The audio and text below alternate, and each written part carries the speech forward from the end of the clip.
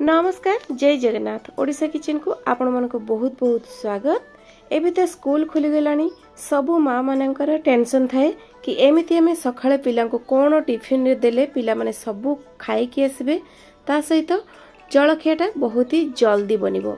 तो चलंतु एमिति जदि किछि भाबु थांती आज रे रेसिपीटी आपण मानक पई वीडियो को स्किप न करी फर्स्ट टू लास्ट जाय देखि नबा।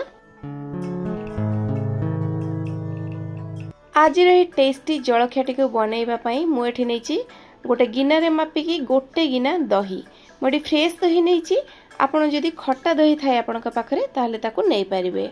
एठी नैची काटिकी किछि कटा कंचा लंका आउ नैची मोटे गोटे बड़ साइज रो पियाज जहाक मध्य मु छोट छोट काटी नैची।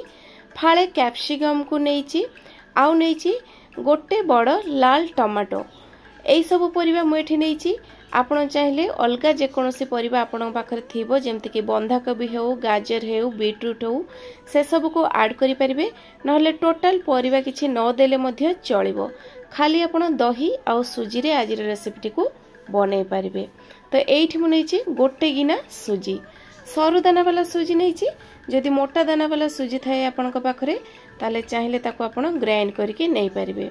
तबे सुजी दही परिबा को आमे एठी मिसै नबा आ मिस हल्का आगे प्रथमे मिसै नबा आ तापरे एथिरे देई देबा आमे पानी।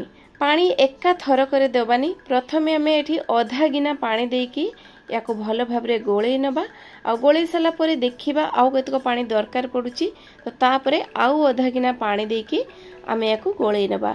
तो टोटल मोठी गोटे गिना दही गोटे गिना सुजी आ गोटे गिना पानी देकी मु याको गोळै नैची। जदि भी आपनक पाखरे दही न थाए ताले खाली पानी देकी मध्ये आपण सुजी को एमती गोळै परिबे। 5 मिनिट पई रेस्ट रे छाडिबा आ 5 मिनिट परे देखि परथबे एटी बहुत बढ़िया भाबरे हमर बैटरटा सेट हे जाईची। अधिका बैटरटा बहळ हेइनी किबा अधिका पानिया हेइनी एटा देखि परथबे आपण स्क्रीन रे होचे परफेक्ट कंसिस्टेंसी।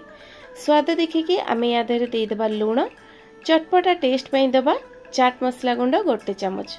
चाट मसला नथले आपण लेंबू चाहिले फाळे चिपुडी कि नै परिबे। टिके लंका पई दउची मोठी हाफ चमच गोलमरिच गुंड आउ दउची किछि धनिया पत्र। धनिया पत्रटा ऑप्शनल अछि आपण चाहिले देई परिबे नहले नाही काइना एबे मार्केट रे धनिया पत्र रो रेट बहुत अधिका अछि। धनिया पत्र बदल रे आपण चाहिले भ्रुसुंगा पत्र को मध्य छोट छोट काटिकी ऐड करि परिबे बैटर देहरे।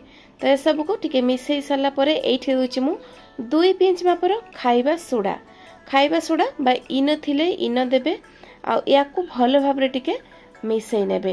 तो सब को भलो भाबरे मिसै सला परे अधिका समय आमे आ रखिबानी एपटरे बसै नेबा गोटे तड़का पैन। जेहेतु मु आज जलखियाटा को टिके छोट छोट करके बनैबी तो सेइथमे मु एठी तड़का पैन नैची। आपण चाहिले फ्राइंग पैन रे मध्ये याकू बनै परिबे।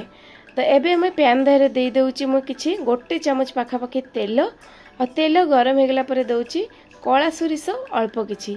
सोरिष फुटे हे गेला परे जाई के देबे जीरा।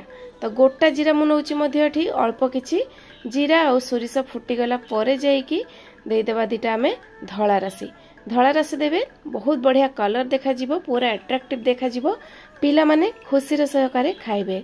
तो ए सब फुटी गला परे हमें जो बैटर रखिथिले ताको देई देबा आ गैस रो फ्लेम को एठी पूरा स्लो रे रखिबा। बिल्कुल भी हाई की मीडियम फ्लेम रे रखिबानी पूरा स्लो रे रखे कि गोटे मिनिट पई हमें याकू घोड़नी लगे देबा। गोटे मिनिट परे देखंतु ऊपरटा बहुत बढ़िया भाबरे सेट हे जाईची। पूरा केयरफुली उल्टेइबा काइना बहुत ही नरम अछि। देखंतु बहुत ही सहजरे मध्ये उठी जिवो काइना सुजी देकी हमें बनैचे बिल्कुल भी कड़ाई हेउ किंबा फ्राइंग पैन हो किंबा तड़का पैन लागिबनी। तो एबे देखि परथबे कलरटा तार पछपटर बहुत बढ़िया कलर हेची हल्का गोल्डन कलर हेची क्रिस्पी बनिची। तो एबे चामच साहाय्य रे हल्का हल्का करके टिके प्रेस कर देबा जा फल रे दुई साइड रो भलो भाबरे सेकी हे जिवो। तो ए साइड मध्ये गोटे मिनिट परे हमें उल्टेई देबा देखि परथबे। तो टोटली बनैबा पई हमकु कुक करिबा पई 2 मिनिट ही समय लागिला। बैटर को हमें गोळै के रखिथिले 5 मिनिट आ बनैबा पई कुक करिबा पई लागिला हमकु 2 मिनिट। 7 रु 8 मिनिट भितरे आपनकर सब गोटे गोटे सेट जलखिया रेडी हे जिवो। बाकी जो बैटर आपण बनै के रखिथिबे एई भली प्रोसेस रे गोटे पर गोटे आपण बनैकी रेडी करनेबे। पिलांकु आज जलखियाटी को पिलांकु टिफिन ने दे पारिबे, घर को जेकोसी गेस्ट आसले मध्य फटाफट बनैकी दे पारिबे, सकाळे चा जलखिया सहित मध्य याकू खाइ पारिबे। पिला ठार बड़ समस्ते निश्चिंत भावरे पसंद करिवे आज रेसिपीटी को। आउ पिला माने जदि थरे खांती ना देखिबे सप्ताह रे 3 ରୁ 4 थर निश्चय सेमानकर डिमांड रहइबो कि मामा हमकु एम्ति ही बनैकी दियो आ टिफिन पूरा सफा करिके ही आसीबे। तो ता सहित आपण जेकोसी चटनी बनैकी नै पारिबे किंबा टमाटो सॉस को बंध्य नै पारिबे। तो एइट देखंतु सबु जलखिया को मु रेडी कर नैची।